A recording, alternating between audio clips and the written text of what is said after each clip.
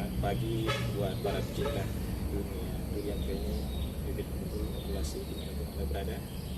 Baik, menindaklanjuti dari konten video kita yang kemarin tentang mengenal sejarah. Edisi topik pada pagi hari ini kita lanjut dengan mengenang sejarah durian musangking. Kawan di samping kami ini adalah jenis bibit durian musangking. Durian musangking ini pertama kali ditemukan pada tahun 1990 oleh warga negara berkebangsaan Cina di Malaysia. Pada tahun 1993 durian musangking ini mulai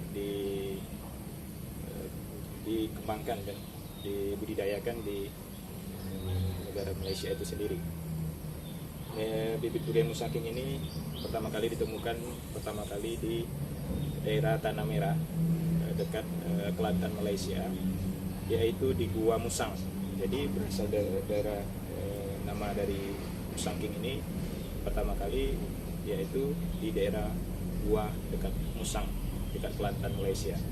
Jadi pada tahun 1993 mulailah mereka di sana mengembangkan durian musangking ini, karena durian musangking ini di sana lebih dikenal dengan nama durian raja kucing atau durian raja kunyit, karena warna teksturnya nanti bisa lihat di display layar kami, berwarna kuning, berbentuk kekunyit-kunyitan.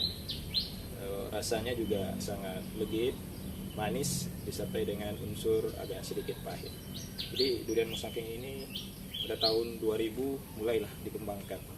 Dan pada tahun 2000 tersebutlah durian musangking ini mulai banyak hasilnya, sehingga Kementerian Pertanian Kebangsaan Malaysia memasukkan daftar durian musangking ini sebagai daftar buah unggul di negara Malaysia, sehingga durian musangking ini terdaftar pada sertifikasi mereka dengan kode D197. Jadi durian musangking ini juga dikenal dengan durian D197. Durian musangking ini bisa hidup di daerah yang cuacanya sedikit agak lembab, tinggi curah hujan. Akan tetapi di negara Indonesia saat ini mulai dikembangkan, karena durian musangking ini bisa tumbuh di dataran rendah sampai ke 1000 meter mdpl di atas permukaan laut. Tapi untuk menghasilkan buah yang lebih maksimal, durian musangking ini sebaiknya ditanam di daerah dengan ketinggian 200 sampai 400 mdpl di atas permukaan laut, dengan tekstur tanah sedikit lempung berpasir. Tentu hal ini karena kondisi di tanah kita ini adalah berkisar di antara 40 sampai 100 mdpl di atas permukaan laut.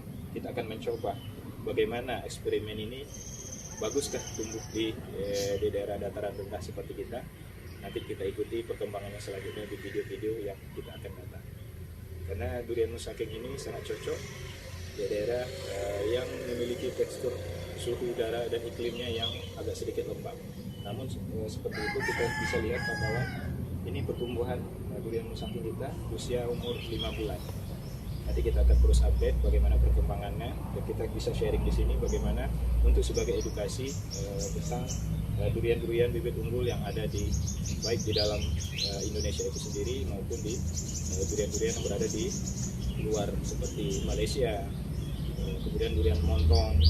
Montong pun itu sendiri sebenarnya itu dikembangkan oleh warga kebangsaan dari Indonesia sendiri, khususnya di daerah Banyumas, Jawa Tengah. Cuma karena kita pada waktu tidak fokus untuk mengembangkan durian montong, dan negara Thailand lah yang mensertifikasi, sehingga durian montong itu mendapat label dan predikat dari negara Thailand itu sendiri. Dan alhamdulillah di negara Thailand durian montong itu sangat populer sekali. Jadi untuk perawatan durian musangking ini untuk di daerah-daerah seperti kita ini mungkin agak ekstra. Jadi sebelum kita tanam ini perlu kita buat dulu lubang tanam dengan ukuran 80 atau sampai 100 cm dengan lebar 60 sampai 80 cm dan kedalaman 60 cm. Jadi kita buat lubang terlebih dahulu, kemudian kita berikan pupuk organik yang lebih baik dan lebih bagus itu tergantung pupuk organik yang kita kembangkan. Kalau kami di sini menggunakan pupuk kohe kambing yang sudah difermentasi di awalnya, kemudian kita buat lubang, kita angin-anginkan lebih kurang 1 minggu. Setelah itu kita masukkan pupuk kohe kambing yang sudah difermentasi, kita diamkan sampai tumbuh rumput-rumput kecil di dalam lubang tersebut. Berarti ini menandakan bahwasanya lubang tanam yang kita sediakan sudah bisa untuk ditanami oleh bibit ini. Kemudian durian ini harus rutinitas kita lakukan penyiraman. Kalau seandainya dalam cuaca sedikit ekstrim seperti musim kemarau, kita harus menyiramnya minimal sekali dalam 1 hari, baik mau di pagi hari maupun di sore hari, minimal 1 kali dalam sehari. Jadi perawatannya memang lebih ekstra. Pemupukan kami di sini lebih dominan menggunakan pupuk organik yang berbahan dari kohe kambing yang sudah difermentasi. Nanti di edisi berikut kita akan terus update bagaimana kita mengolah kohe kambing itu yang kita fermentasi sehingga bisa digunakan pada tanaman durian bibit unggul kita ini. Kemudian selain penyiraman, kita rutin melakukan penyemprotan untuk mencegah seperti ini kawan-kawan. Ini ada dimakan oleh hama karena durian musangking ini sangat disukai daun-daun mudanya oleh pemakan hama. Jadi kita harus rutin melakukan penyemprotan minimal 15 sehari dalam 1 bulan, itu 2 kali dalam 1 bulan untuk melakukan penyemprotan. Hal ini bertujuan untuk supaya serangan-serangan hama berkurang pada tunas-tunas baru yang muncul pada tanaman durian kita ini. Mungkin itu sejarah kita tentang durian musangking. Mudah-mudahan sampai bagaimana perkembangan durian musangking dari durian musangking usia 5 bulan tanam, alhamdulillah sudah mencapai tingginya hampir 2,5 meter up.